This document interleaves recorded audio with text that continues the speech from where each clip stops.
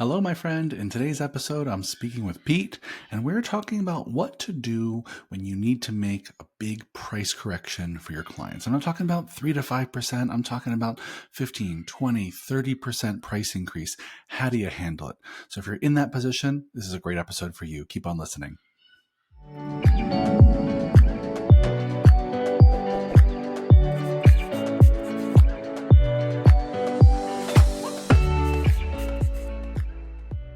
Hello, fitness business nerds. What's up? Welcome to another episode of the Business for Unicorns podcast. I'm back with Pete today. How are you, friend? I'm doing well, Michael. Everything good with you? Good to see you as always. Yeah, I'm doing good. I'm on day 4 of having a new puppy. And so a little sleepy, but he's friggin' adorable, so I can't complain. Hooray for Pippin. Yeah, right. His name is Pippin. Yeah, y'all on the podcast will meet him at some point when he's ready, when he's podcast ready. He's not really rehearsed enough yet, but he'll join at some point. So before we dive into today's topic, which is all about doing kind of price corrections at your gym, I want to just give a quick heads up to all of you who want to work with us that this is the moment. You know, Pete and Mark and Ben and the rest of the Business of Unicorns team, we open up enrollment for our Unicorn Society coaching group twice a year. And this is the moment right now. If you're listening to this podcast when it gets released before November 5th, 2023, the early bird rate is available to you between now and November 5th, 2023. And so it's time to apply and save literally, I think, over $2,000 if you apply before the early bird rate.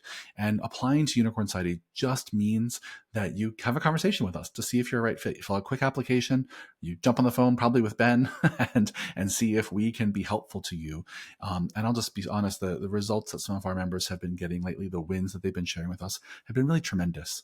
The number one thing they all say is that when they join Unicorn Society, they feel a sense of like belonging. They feel like they're not alone anymore. They feel like they have people they can turn to when shit hits the fan. They feel like they get clear about their goals. They use their time more wisely. Like these are the things that we hear in the first few months of people joining. And so if that sounds appealing to you, come work with us. Anything you want to say about Unicorn Society, Pete? I'll just reiterate that those savings are not insignificant. So Yeah. it's just a conversation to maybe save yourself $2,000 down the road. Seems easy enough. Exactly. Yeah. Well, that's a good way to say it. Yeah. So there's going to be a link down in the bio, and you can also go to our website, pacificunicorns.com, and go click to learn more. Click to learn more and fill out the application. We'd love to talk to you. All right, let's switch gears. So today's topic actually came from conversations that you've been having recently, Pete, with some of our Unicorn Society members. I feel like I have these conversations at least once a month, and it's for people who need to make a price adjustment at their gym that's more than a regular price increase. You know, you've probably heard on this podcast before, everyone, that, you know, we recommend everyone raise their rates for their clients once a year. Usually that increase, well, pre-COVID inflation days was usually like maybe 3 to 5%, almost always under 10% as an increase every single year to keep up with kind of cost of living. And those, we still recommend that. But once in a while, as a GM, you might get a little behind. You haven't done a raise for a long time, or you're like we did at MFF, where we promised our original members we would never change their rates for years, and you need to do a correction. A correction is something that we think is like over 10%. In some cases, it's 20, 30% or more. And that's a different kind of strategy. That's different than everyone pays an extra few bucks per month. This is a significant change to people's expectations. And so that's what we're going to talk about today, Pete. You want to talk a little bit about what makes it really important to get this right? Yeah. So I'm excited about this one because you and I haven't discussed this. We definitely have a playbook. We have SOPs in place for rolling out a price increase, but it's important that we emphasize two words that you use. You use the word adjustment and use the word correction. You didn't use the word increase, because this is more than an increase. This is more than your standard, hey, the cost of business goes up every year. We're going to be a little bit more expensive for you, like everything else on your shopping list. No, this is a necessary adjustment to stay solvent in certain cases. Yep. And thankfully, it's not one we see with long-term clients, because if we do, it's our fault. Honestly, it's on you, me, Ben, and Mark, and Wheels. Like if we get to a point where all of a sudden we are casually suggesting a 30 to 40% price increase to someone who's worked with us for 24 months, we need to look in the mirror and ask ourselves how we dropped the ball on that one. But totally. This is with people who have been with us for 1 to 3, 4, 5 months. And we've been telling them, hey, you got to get your prices right. But the thing is, we don't often know exactly where they lie within their market. because Hmm. we know our own respective markets very well. But I admittedly couldn't tell you what it costs to do business in downtown Chicago. And so when I do have these conversations, I'm typically asking about where the competition lies. And what happens in these cases is usually people realize they're dramatically below where they need to be in relation to their peers within the field. And they're just terrified of pissing everybody off and Yep. losing 50+% of their clients with a course correction. And this is an exercise in managing expectations and messaging and transparency. There's so many things that go into this, but it's got to happen if you want to make it to that next Yeah. lease. Yeah. So I guess I'd say, where do you jump off with this conversation, Michael? Yeah. Do you kick them toward any resources that you already have, or do you have any Mhm. rules of practice that I'm Yeah. unaware of that I can put into my own toolkit? Yeah, I have lots to say. First thing I would do is I just want to kind of double click on that idea that this is really all about expectations. This is about communicating a change of expectations. And it really matters in part because, like Pete said, if you're having to increase your rates by 20, 30% or more, then with all love in my heart, you fucked up already a while ago. At some point, you entered the market at a place that's just too low, and most businesses who do that just have almost no profit margin. Right, or in fact negative profit margin. So this is like a critical change to make if you find yourself in that position. If you've had such a low profit margin, you came in the market underpricing yourself, you have to do this if you want to survive. So there's a lot at stake when this change gets made. But I'll say this to answer your question, Pete. Where I start with this is I usually recommend starting with some in-person conversations with our longest term clients. And I recommend starting those conversations with like a mea culpa, with like a, hey, Pete, you've been working here with me for several years. And I got to be honest with you, I kind of messed up. When you joined 2 years ago, I, I've been too cheap.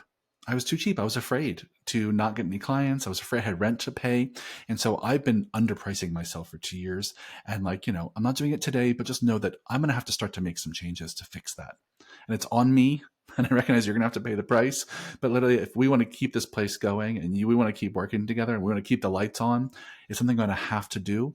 And so as I move forward and I share these details with you by email, I just really appreciate your flexibility, your trust, and honesty that we can get through this together. Right? It really starts with like a I fucked up moment. Please stick with me as we work through this. Yeah, when I was planning on suggesting this as a topic, I just wrote the term mea culpa. And so that's definitely a jumping off point.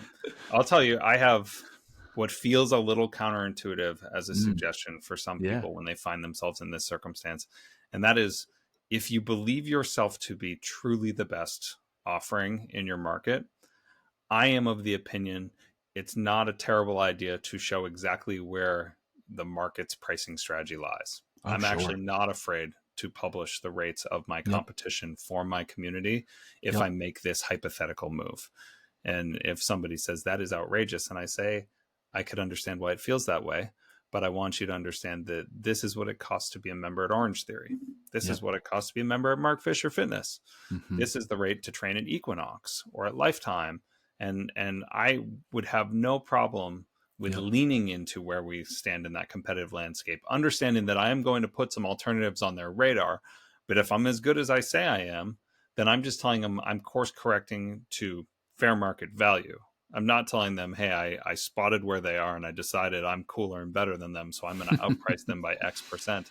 Yep. Because the change we're talking about making often allows us still the ability to stay on the competitive side of this Totally. pricing strategy. Yeah. Because sometimes you're so far below fair market value that getting 75% of the way to where they are gives you margins you've never had in your life and keeps you super competitive from a pricing strategy standpoint, so long as you cushion the blow of this adjustment with the mea culpa and an explanation of where you're going to reinvest those dollars that you collect, because that's where the playbook starts to kind of cross paths with our typical price increase, which is, 100%. hey, we're going to collect a lot of additional dollars, but I can't wait to reinvest them in your experience and in the space and things like that. Yeah, I love that you started with a price comparison, like the mark comparison beat, because we did that several years ago. At this point, many years ago at MFF, where we had to make a few price corrections. I think it was around the time when we had to tell all of our original members, you can't keep your price forever. And and we knew we were going to lose some people because they had to go up by a lot, and we absolutely hung in the gym a little chart that showed our competitors nearby and how we were priced compared to them per session, and we compared ourselves to things that we think we are comparable to. So we didn't compare ourselves to the big box 24-hour fitness. We compared ourselves to other training facilities, and we weren't at the top, but weren't at the bottom either. And we were just really honest about the fact that we're really competitive, and for us to stay competitive and say the amazing experience that they've all come to know and love and trust, we have to charge as much as the other folks are charging to keep the lights on and attract good talent in our trainers and take care of the space and keep the equipment functioning. Like, that's what's required. And I think you're right that that's part of the clear and honest communication that comes after those. So the path for me is the in-person conversations, the mea culpas, then some emails that spell out, here's how this is going to work. Here's why we have to do it. Here's all the ways we're going to reinvest this money in your experience over time. Here's how we're positioning ourselves in the market, how we're not the most expensive, not the least, right? Somewhere at the top 10% maybe. And then I think after that, it comes the tactical stuff. And the only tips I really have for the kind of tactically, how do you increase the rates, is that you spread it out. You spread it out. No, most of your clients cannot handle paying 30% more next month.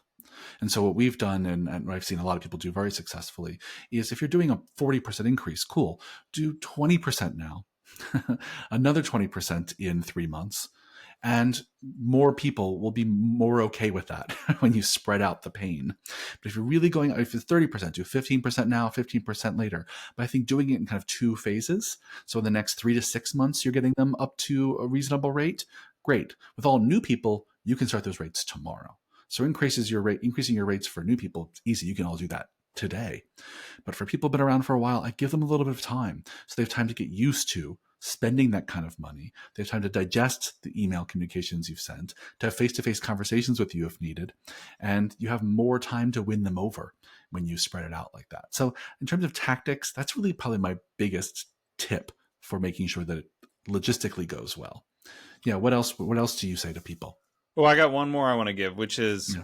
don't miss the opportunity to fully correct this situation, not Yep. just rip the Band-Aid off once. Don't And half-ass it. Yeah. by that I mean you communicate to these people, and this can be a kind of a compelling way to position this as a good thing, where you say, hey, there's good news.